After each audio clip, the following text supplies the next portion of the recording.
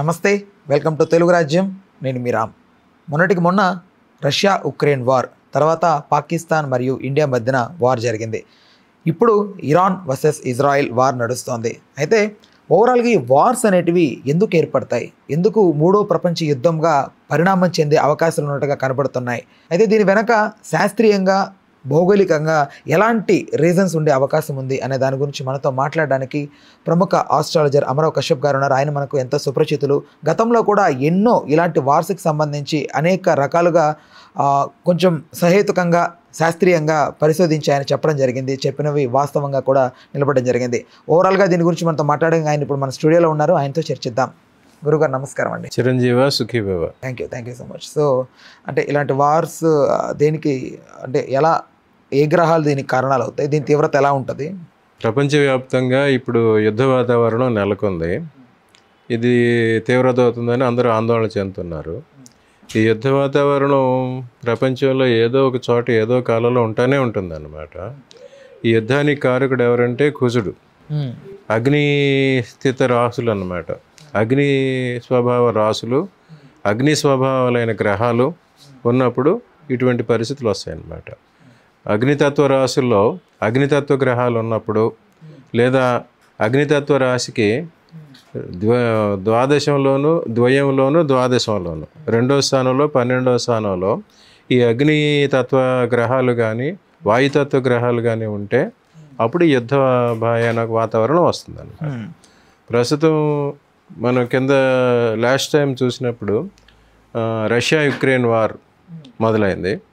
అప్పుడు కుంభంలో శని ఉన్నప్పుడు ఆ వార్ స్టార్ట్ అయింది. అప్పుడు జెల్నిస్కీ జాతకం ప్రకారం అష్టమ శని. జెల్నిస్కీ అతనిదేమో ఆశ్లేష నక్షత్రం కర్కాటక రాశి అష్టమ శని. పుతిన్ది వచ్చి సింహరాశి మఖ నక్షత్రం. అందువల్ల వారిద్దరికీ విరుద్ధం వచ్చి వారికి ఆ యుద్ధం మొదలైంది.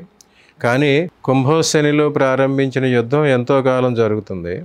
అందుకు కుంభంలో శని ఉన్న 2.5 సంవత్సరాలు యుద్ధం ప్రారంభమైంది.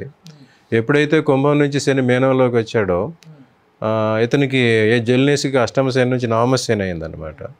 అప్పుడు జెల్నిస్కీకి హయ్యర్ హ్యాండ్ వచ్చిందన్నమాట. సో ఇప్పుడు యుద్ధాన్ని ముగించాలని చెప్పి ఉక్రెయిన్ వారు రష్యా వారి ముగించాలని పుతినే చూస్తున్నాడు. ఈ లోపల మనకి శని మీనంలోకి ప్రవేశించాడు. తర్వాత మిథునంలోకి గురువు ప్రవేశించాడు అనమాట. మిథునంలోకి గురువు ప్రవేశించడం వల్ల మనకి పాకిస్తాన్కి యుద్ధ వాతావరణం నెలకొంది. మనం ఇంతకుముందు కూడా ఒకసారి చెప్పాం.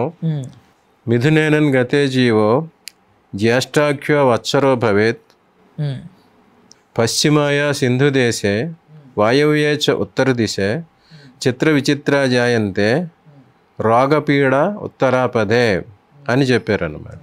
అంటే పశ్చిమాయ సింధు దేశం అంటే మన భారతదేశానికి పశ్చిమ దేశం అంటే సింధు దేశం అంటే పాకిస్తాన్ అనమాట, ప్రజెంట్ పాకిస్తాన్. అక్కడ వాయువ్యాచ ఉత్తరా దిశ, ఇంకా వాయువ్యానికి ఉత్తర దిశలో చిత్ర విచిత్ర జాయంతే రకరకాల సంఘటనలు జరుగుతాయి, ప్రజలంతా పీడింపబడతారని చెప్పారనమాట. ఆ రకంగా మనకి పాకిస్తాన్కి అక్కడ యుద్ధ వాతావరణం నెలకొనటం, అక్కడే విమాన ప్రమాదం జరగటం, తర్వాత అది సద్దుమణగడం జరిగింది. అది మే 15 లోపు కంప్లీట్ అవుతుంది. అప్పుడు మనం చెప్పాము. తర్వాత ఇప్పుడు వచ్చేసరికి ఈ ప్రపంచవ్యాప్తంగా ఈ యుద్ధ వాతావరణం నెలకొవడానికి కారణం ఏంటంటే మీనంలో ఉన్న శని అన్నమాట. మీనంలో ఉన్న శని ప్రభావం వల్ల ఏం జరుగుద్దంటే కన్యాయాం మిథునే మీనే వృషే ధనుషి వాస్థిత శని కరోతి దుర్భిక్షం రాజ్ఞాయాం యుద్ధం పరస్పరం. శని కరోతి దుర్భిక్షం రాజాయ యుద్ధం పరస్పరం అని చెప్పారనమాట. మీనంలో శని ఉన్నప్పుడు ఈ రకమైన పరిస్థితులు వస్తాయి. ఈ రాజుల మధ్య యుద్ధం వైరభావం నెలకొంటుంది అనమాట. దాని ప్రకారం చూస్తేనే మనకిప్పుడు ఈ ఇరాన్ వారు స్టార్ట్ అయింది. ఇరాన్ వారు స్టార్ట్ అయితే దానిలో మళ్ళీ అమెరికా రావడం జరిగింది. అది శని ప్రభావం అన్నమాట. పశ్చిమ దేశాల్లో ఎక్కువ శని ప్రభావాలు ఉంటాయి. ఆ శని ప్రభావం ఉండటం వల్ల అమెరికా కూడా దీనిలో పాల్గొనడం జరిగింది. యాక్చువల్గా ఇది మొదలైంది ఇజ్రాయెల్కి ఇరాన్కి మధ్య. ఇజ్రాయెల్ స్టార్ట్ చేసింది వారు. ఆ Israel prime minister Benjamin Netanyahu, అతనిది కూడా వృశ్చిక లగ్నం కన్యా రాశి. చిత్తా నక్షత్రం. చిత్తా నక్షత్రానికి అతిపెద్ద కుజుడే. ఇప్పుడు అతనికి 12వ స్థానంలో కుజుడు ఉన్నాడు అన్నమాట. అందుకోసం యుద్ధ వాతావరణం నెలకొంది. ఇది కొంతకాలం నడిచే పరిస్థితే కనిపిస్తుంది. అంటే ఆగినట్టు కనిపిస్తోంది, ఆగినట్టుగా అంటున్నారు. ట్రంప్ ఏదో ట్వీట్ కూడా పెట్టాడు. ట్రంప్ మన పాకిస్తాన్ భారత్ యుద్ధాన్ని ఆపానని ఇదివరకు ఆయన చెప్పుకున్నాడు. కానీ దానికి కారణం ఆయన కాదు. ఒక 2 దేశాల మధ్య యుద్ధాన్ని ఆపిన ట్రంపే మళ్ళీ తనే యుద్ధంలోకి ఎందుకు వెళ్తాడు? ఈ ఇరాన్ ఇజ్రాయెల్ యుద్ధం ముందు ఇజ్రాయెల్ స్టార్ట్ చేసింది. ఎందుకు స్టార్ట్ చేసింది? ఇరాన్లో యురేనియం ఎన్రిచ్మెంట్ చేస్తున్నారు, అణు బాంబులు తయారడానికి రెడీగా ఉన్నారు. వారు కానీ అణ్వాయుధాలు తయారు చేస్తే తనకి ప్రమాదం అని చెప్పి ఇజ్రాయెల్ వాళ్ళు చేశారు. ఇజ్రాయెల్ ఏం జరిగి మనం ప్రారంభించారు, అణు ప్రదేశాలు విధ్వంసం చేయాలని చూశారు. మనం భౌగోళికంగా చూసుకుంటే ఎక్కువ యుద్ధ వాతావరణం ఎప్పుడు ఎక్కడ గల్ఫ్ దేశాల్లోనే ఉంటుంది అన్నమాట. ఆ గల్ఫ్ దేశాల్లో ఉన్న ఇంకొక విషయం ఏంటంటే, గల్ఫ్ దేశాల్లోనే ఆయిల్ రిజర్వ్స్ ఎక్కువ ఉంటాయి. ఆయిల్ ఎక్కడైతే ఉన్నదో అక్కడే యుద్ధాలు జరుగుతాయి. ఎందుకంటే ఆయిల్ అగ్నితత్వం అన్నమాట. ఏ భూమిలో అయితే ఆయిల్ అగ్నితత్వం ఉన్నదో ఆ అగ్నితత్వం దగ్గరే ఇలాంటి వాయువు తోడైతే ఇలాంటి పరిస్థితులు వస్తాయి. అందుకు మనం ఎప్పుడు చూసుకున్న గల్ఫ్ కంట్రీస్లో ఎక్కడో చోట యుద్ధ వాతావరణం నెలకొంటూనే ఉంటుంది. ఆ మధ్యలో ఉన్న పరిస్థితుల్లో ఇజ్రాయెల్కి అన్ని పక్కల ఉన్నారనమాట. అటు పాలస్తీన్లో హమాసు, ఇక్కడ హౌతీసు, ఇలా ఇంకా రకరకాల శత్రువులతో ఇజ్రాయెల్ పోరాడుతున్నప్పుడు వాళ్ళ ఆత్మరక్షణ కోసం వాళ్ళు ప్రయత్నాలు చేసుకున్నారు. అదే సమయంలో ఇరాన్ అణుబాంబులు తయారు చేస్తుందనే భయంతో వాళ్ళు ముందుగానే ఇరాన్కి అణుబాంబులు తయారుకుండా చేయాలనే ఉద్దేశంతో ఈ యుద్ధం అటాక్ స్టార్ట్ చేశారు. కానీ దానిలోకి ట్రంప్ కూడా ప్రవేశించడం వల్ల ఈ రకమైన పరిస్థితి ఏంటంటే దీన్ని నివారించే చర్యలు ఏమైనా ఉన్నాయా? దీనికి యుద్ధం రాకుండా యుద్ధాల నివారణ అనేది ఎప్పుడూ జరగదు. మనం ప్రపంచవ్యాప్తంగా వేదకాలను చూసుకుంటే ఎప్పుడు ఏదో కాలంలో ఏదో చోట యుద్ధాలు జరుగుతూనే ఉంటాయి. దానికి కారణం సృష్టి స్థితి లయం అన్నమాట. సృష్టి పుట్టాలి, పెరగాలి, లయం అవ్వాలి. ఎక్కడో చోట అది లైవ్ అయిపోవాలి. ఆ తర్వాత మళ్ళీ కొత్తగా మొదలవ్వాలన్నమాట. అట్లాగే ఎప్పుడు ఏ కాలంలో చూసినా ఎక్కడో చోట యుద్ధ వాతావరణం, యుద్ధాలు జరుగుతూనే ఉంటాయి. ఎప్పుడు మనం శాంతి ఉంటుంది అనుకొని తెలుసుకోవటానికి కుదరదన్నమాట. యుద్ధం ఉంటేనే శాంతి ఉంటుంది, శాంతి ఉంటేనే యుద్ధం ఉంటుంది అన్నమాట. Be prepared at all times ready, that is the only way to keep the peace. ఎప్పుడు యుద్ధానికి సిద్ధంగా ఉంటేనే శాంతి అనేది నెలకొల్గా ఉంటుంది అన్నమాట. కానీ ఇప్పుడు ఈ విషయంలో జరిగింది ఏంటంటే, రాజ్యాయాం యుద్ధం పరస్పరం. ఇది ఇద్దరు పర్సనాలిటీస్ మధ్య, ఇది 2 దేశాల మధ్య జరుగుతున్న యుద్ధం కాదు. ఇది ఇద్దరు క్లాష్ ఆఫ్ పర్సనాలిటీస్ అంటారు. ట్రంప్కి ఇరాన్ ఖమేనీకి, అలాగే ఇరాన్ ఖమేనీకి నెతన్యాహుకి, ఇట్లా ఇద్దరు. అలాగే యుక్రెయిన్ వార్ చూస్తే పుతిన్కి జెలెన్స్కీకి. ఆ ఇద్దరు పర్సనాలిటీస్ మధ్యనే వచ్చే క్లాష్ తప్ప 2 దేశాల మధ్య వచ్చే క్లాష్ కాదు. ఎక్కడైనా మనం చూస్తే 2 దేశాల మధ్య యుద్ధం నెలకొల్గాలంటే వారికి సైద్ధాంతిక విభేదాలు కానీ ఆర్థిక విభేదాలు కానీ ఉంటే వాటి కోసం యుద్ధానికి వెళ్ళడం జరుగుతుంది. కానీ మనం చూస్తే గల్ఫ్ కంట్రీస్లో ఎక్కువ మంది ముస్లిమ్స్ కంట్రీస్ అయినా వాళ్ళకు కూడా పరస్పరం యుద్ధాలు జరుగుతాయి. ఎందుకంటే వాళ్ళలో షియాలు, సున్నీలు అని చెప్పి డిఫరెన్సెస్ ఉన్నాయి. Iran is Shia, Iraq is Sunni. అంతకుముందు ఇరాక్ యుద్ధం జరిగింది. ఇప్పుడు వచ్చేసరికి మళ్ళీ సౌదీ అరేబియా వాళ్ళంతా సున్నీ. ఇప్పుడు మనం చూస్తే జనరల్గా యుద్ధాలు జరగడానికి కారణం ఏంటంటే, 2 దేశాల మధ్య సైద్ధాంతిక విభేదాలు కానీ ఆర్థిక విభేదాలు కానీ ఉన్నప్పుడు వారు దాని ప్రకారం యుద్ధాలకి తీర్చలేని పరిస్థితులు యుద్ధానికి రావడం జరుగుతుంది అన్నమాట. కానీ ఇప్పుడు చూసుకుంటే మన గల్ఫ్ కంట్రీసే చూసామంటే వారంతా ముస్లిం కంట్రీస్ అయినా వాళ్ళలోనే పరస్పర యుద్ధాలు జరుగుతున్నాయి. దానికి కారణం ఏంటి, అక్కడ షియా సున్నీ తగల డిఫరెన్స్ ఉందన్నమాట. ఆ షియా సున్నీల మధ్య వైరాన్ని అమెరికా వారికి అనుగుణంగా మార్చుకుంటుంది. ఈ పరిస్థితి 1950 నుంచే మొదలైంది. ఈ పెట్రోలియం ఉత్పత్తులందరినీ మార్కెట్ చేయడానికి అమెరికా వెళ్ళి ఈ గల్ఫ్ కంట్రీస్లో చేరింది. ఎక్కడైతే పెట్రోలియం ఉత్పత్తులు ఉన్నాయో వాటిని అమ్మడానికి డాలర్ వాల్యూలో అమ్మటం నేర్పించారు. ఆ డాలర్ వాల్యూ ప్రకారం అమ్మినప్పుడు డాలర్ వాల్యూ పెరిగింది, వీళ్ళ బిజినెస్ కూడా పెరిగింది. కానీ ఎప్పుడైతే వీళ్ళ బిజినెస్ పెరిగి వారు వ్యతిరేకం అయ్యారో, బాధపడుతున్నారో, వాళ్ళంతా ఆయుధాలు సంపాదించుకుంటున్నారో అమెరికా వాళ్ళకి వ్యతిరేకంగా చేయడం స్టార్ట్ చేసింది అన్నమాట. ఇప్పుడు 1970 నుంచి ఇరాన్కి అమెరికాకి విభేదాలు మొదలైనవి. 1970లో జిమ్మీ కార్టర్ ప్రెసిడెంట్గా ఉన్నప్పుడు ఈ యుఎస్ డిప్లొమాట్స్ని అందరినీ బంధించేసాడు అతను. బంధించేసినప్పుడు కొన్ని కండిషన్ పెడితే దాని నుంచి బయట రావచ్చండి. అప్పటి నుంచి వాళ్ళకి బాగా యుద్ధం జరుగుతుంది. సో ఇరాన్ కానీ ఇప్పుడు అణుబాంబు తయారు చేస్తే అది ఇజ్రాయెల్కే కాదు అమెరికాకి కూడా బాగా కష్టం అవుతుంది, అది ప్రమాదకరం.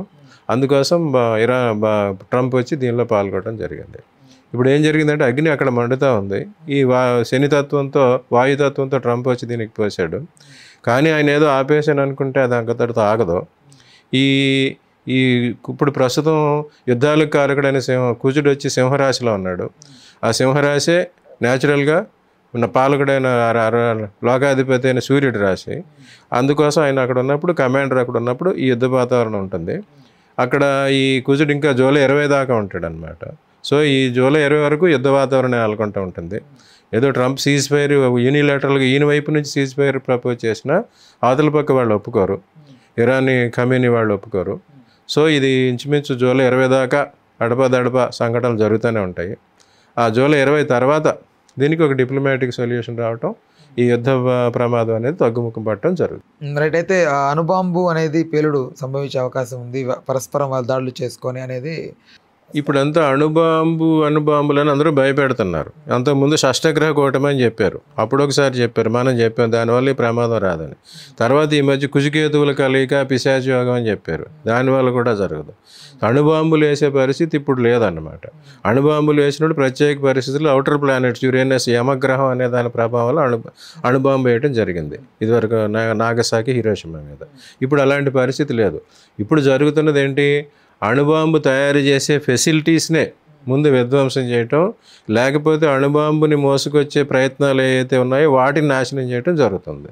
మనకు జరిగిన పాకిస్తాన్కి మనకి జరిగిన స్కిర్మిషెస్లో జరిగింది అదే. ఎక్కడైతే పాకిస్తాన్లో అణుబాంబులు తయారు చేశారో వాటిని మోసుకొచ్చే ఫెసిలిటీ ఉందో ఆ ఫెసిలిటీని మనం విధ్వంసం చేయడం జరిగింది. అప్పుడు వాళ్ళు మళ్ళీ అణుబాంబు తయారు చేసి మళ్ళీ ప్రయోగించడానికి కొన్ని సంవత్సరాలు టైం పడుతుంది. అట్లాగా అణుబాంబుల్ని చేయటం అనేది కష్టం, నాశనం చేయటం ప్రపంచం మొత్తం నాశనం అయిపోద్ది. కానీ ఆ ఫెసిలిటీస్ని ధ్వంసం చేస్తున్నారు అన్నమాట. అది సబ్సిడరీ వర్క్ని నాశనం చేస్తున్నారు, కానీ కరెక్ట్గా అణుబాంబుల్ని ఎవరు నాశనం చేయలేరు. చేశారంటే ప్రపంచం వినాశనం అయిపోద్ది, అంతవరకు అవ్వదు. అణు ప్రమాదం అనేది ఇప్పుడు వచ్చే ఈ ప్రజెంట్ ఉన్న గ్రహగతుల ప్రకారం అణు ప్రమాదం అనేది వచ్చే అవకాశం లేదు. రైట్ గురుగారు, ఇప్పుడు ఒకవేళ యుద్ధం అనేది ఇంకా పెరిగితే మూడో ప్రపంచ యుద్ధం వచ్చే అవకాశం ఉందా? మూడో ప్రపంచ యుద్ధం రాదు.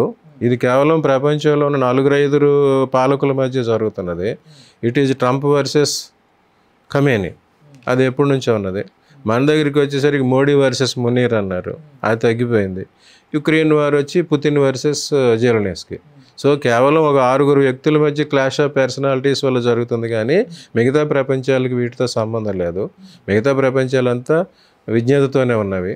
అందువల్ల ఇది మూడో ప్రపంచ యుద్ధాన్ని దారితీసే పరిస్థితి లేదు. చూశారు కదా మిత్రులారా. సో వారికి సంబంధించి మన గురువుగారు ఎలాంటి కారణాల వల్ల ఇలాంటి జరుగుతాయి చెప్పారు కదా. అయితే గురువుగారి దగ్గర ఎవరైనా శిక్షణ పొందాలి అని అనుకుంటే ఆయన కోచింగ్ సెంటర్ ఒకటి లాంచ్ చేయడం జరిగింది. అక్కడ ఆస్ట్రాలజీ రిలేటెడ్గా కోచింగ్ నేర్పిస్తారు. ఒకసారి ఆయన మాటల్లోనే దానికి సంబంధించి వివరాలు తెలుసుకుందాం.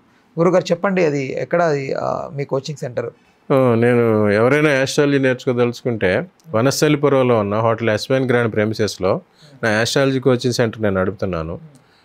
కొంతమంది వచ్చి నా దగ్గర ఆన్లైన్ ఆఫ్లైన్ నేర్చుకుంటున్నారు. ఇంకా ఎవరైనా రావాలంటే అక్కడికి వచ్చి తెలుసుకోవచ్చు వివరాలు.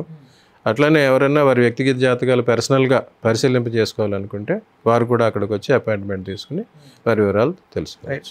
చూస్తారు కదా, మీ జీవితంలో ఎలాంటి సమస్యలు ఉన్నా కూడా వాటన్నిటికీ జ్యోతిషపరంగా శాస్త్రీయంగా మీకు చక్కటి పరిష్కారం అందించే ప్రయత్నం అయితే గురువుగారు చేస్తారు. ఖచ్చితంగా సంప్రదించండి. కింద స్క్రోల్ అవుతున్న నెంబర్కి కాల్ చేసి మరిన్ని వివరాలు పొందగలరు. ధన్యవాదాలు. థ్యాంక్ యూ గురుగారు. Thank you. హలో, తెలుగు రాజ్యం ఛానల్ చూస్తున్నారా?